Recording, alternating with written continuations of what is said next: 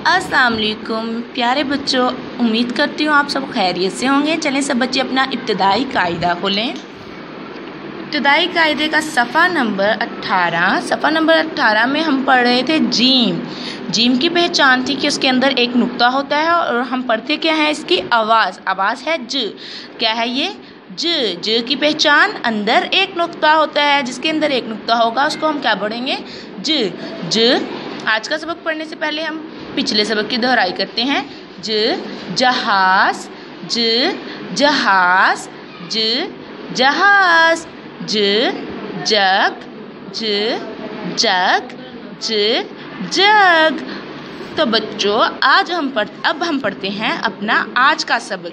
ठीक है, ज़रा गौर से देखें, ये किस चीज़ की तस्वीर नज़र आ रही है आपको? हम सब पहनते हैं ना ऐसे कुछ चीज़ अपने पाँव पे, क्या कहते हैं इसको? जूता। जी हाँ, जूता, जूता।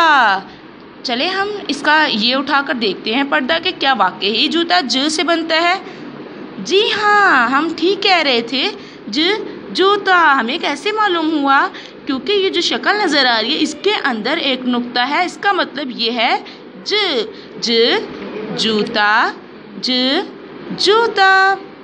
तो बच्चों आज का हमारा सबक था जूता। आज हमारा ये सफ़ा मुकम्मल हो चुका है। आपने इसको बहुत अच्छे से याद करना है और जिम को रफ रजिस्टर पर लिखने की कोशिश करनी है। अल्लाह हाफिज़।